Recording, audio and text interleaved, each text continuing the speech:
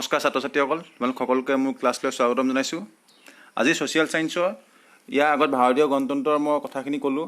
আজি নেক্সট তাৰ ছেকেণ্ড লেচনটো মই লৈ আহিছোঁ। গতিকে তোমালোকে ভিডিঅ'টো লাষ্টলৈকে চাবা আৰু কুৱেশ্যনখিনি দৰকাৰ হৈছে যি বহীত তোমালোকে লিখি ল'ব পাৰিবা। ইম্পৰ্টেণ্ট কুৱেশ্যন হয়। 2021 চনৰ মেট্ৰিক পৰীক্ষা হ'লে ইয়াৰ কুৱেশ্যন এনেকুৱা কুৱেশ্যন অহাৰ চান্স বেছি আছে। MCQ কুৱেশ্যন আহিব আৰু 1 নম্বৰীয়া শ্বৰ্ট কুৱেশ্যন অহাৰ সম্ভাৱনা আছে। ব'লা গতিকে দেৰি নকৰি ভিডিঅ'টো শেষলৈকে চাওঁ। তাৰ আগৰ ভিডিঅ'কেইটা তোমালোকে চোৱা নাই যদি চাই ল'বা। কোনটো দিন বিশ্ব মানৱ অধিকাৰ দিৱস হিচাপে পালন কৰা হয়? 1 নম্বৰ অপশ্যন আছে 24 অক্টোবৰ, 27 বি অপশ্যন আছে 27 অক্টোবৰ ছেপ্টেম্বৰ, চি অপশ্যন আছে 5 জুন আৰু ডি অপশ্যনটো আছে 10 ডিচেম্বৰ। মানৱ অধিকাৰ দিৱস 10 ডিচেম্বৰ তাৰিখে পালন কৰা হয়। 2016 চন আৰু 2017 চনৰ মেট্ৰিক পৰীক্ষাত এইটো প্ৰশ্ন আহিছে। আন্তৰ্জাতিক ন্যায়ালয়ৰ ন্যায়াধীশৰ সংখ্যা কিমান? 2016 আৰু 17 চনৰ মেট্ৰিক পৰীক্ষাত আহিছে। 9 জন, 11 জন, 15 জন আৰু 5 জন। ইয়াৰ শুদ্ধ এনচাৰটো হ'ব 15 জন। আন্তৰ্জাতিক ন্যায়ালয়ৰ ন্যায়াধীশৰ সংখ্যা হৈছে 15 জন। ৰাষ্ট্ৰসংঘ দিৱস কোন তাৰিখে পালন কৰা হয়? ৰাষ্ট্ৰসংঘ দিৱস 10 অক্টোবৰ, 24 অক্টোবৰ, 10 ডিচেম্বৰ, 26 জানুৱাৰী।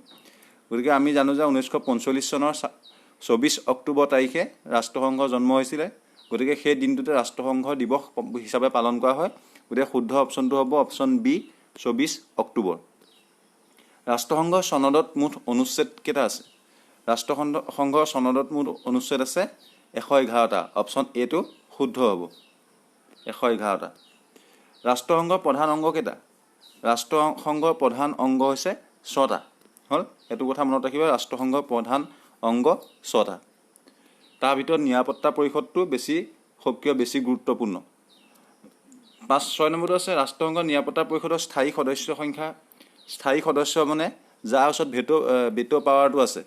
মানে কোনোবা এখন ৰাষ্ট্ৰৰ ক্ষেত্ৰত যদি সিদ্ধান্ত ল'বলগীয়া হয় সেই 5খন দেশৰ সন্মতি থকাটো দৰকাৰ। মানে সেই 5খন দেশৰ হাতত ভেটো পাৱাৰ আছে। গতিকে সেই 5খন দেশ হৈছে নিৰাপত্তা পৰিষদৰ স্থায়ী সদস্য। হ'ল গতিকে প্ৰশ্নটো সুধিব পাৰে যে ৰাষ্ট্ৰসংঘৰ নিৰাপত্তা পৰিষদৰ স্থায়ী সদস্য সংখ্যা কেইখন? গতিকে আমি ক'ব লাগিব 5খন। হ'ল কি তোমালোকে মনত ৰাখি ল'বা। তাৰ ভিতৰত ভাৰতখন নাই। গতিকে সেইটো তোমালোকে মনত ৰাখিবা। আন্তৰ্জাতিক ন্যায়ালয়ৰ মুঠ ন্যায়াধীশৰ সংখ্যা মই কৈছোঁৱে 15 জন। হ'ল মানৱ অধিকাৰ দিৱসটো ক'লোৱে 10 ডিচেম্বৰত মানৱ অধিকাৰ দিৱস হিচাপে পালন কৰা হয়। তাৰপৰা ভাৰতবৰ্ষৰ ৰাষ্ট্ৰীয় মানৱ অধিকাৰ আয়োগ গঠন কেতিয়া কৰা হৈছিলে? ভাৰতবৰ্ষৰ ৰাষ্ট্ৰীয় মানৱ অধিকাৰ আয়োগ কেতিয়া গঠন কৰা হৈছিলে? 1993 চনৰ 28 ছেপ্টেম্বৰ। অপশ্যন ডিটো শুদ্ধ। 1993 চনৰ 28 ছেপ্টেম্বৰত ভাৰতবৰ্ষৰ ৰাষ্ট্ৰীয় মানৱ অধিকাৰ আয়োগ গঠন কৰা হৈছিলে। গতিকে এই 9টা কুৱেশ্যন মই এইটো লেচনৰ ইম্পৰ্টেণ্ট MCQ কুৱেশ্যন তোমালোকলৈ লৈ আহিলোঁ। এইটো লেচনে আৰু এটা ভিডিঅ' বনাম। গতিকে সেই ভিডিঅ'টোত মই তোমালোকক শ্বৰ্ট 1 নম্বৰীয়া কুৱেশ্যন কেইটামান আৰু ডিছকাছ কৰিম। গতিকে তোমালোকে চেনেলটো ছাবস্ক্ৰাইব কৰি ৰাখা আৰু প্ৰতিটো ছাবজেক্টৰ মই ভিডিঅ' বনাই যাম। MCQ কুৱেশ্যন তোমালোকৰ কাৰণে লৈ আহিম। গতিকে ভিডিঅ'খিনি যদি মোৰ ভাল লাগে তোমালোকে লাইক কৰিবা আৰু কিবা সুধিবলগীয়া আছে যদি তোমালোকে মোক কমেণ্টত সুধিব পাৰা। ভিডিঅ'টো শেষলৈকে চোৱাৰ বাবে ধন্যবাদ। জয় হিন্দ, জয় অসম।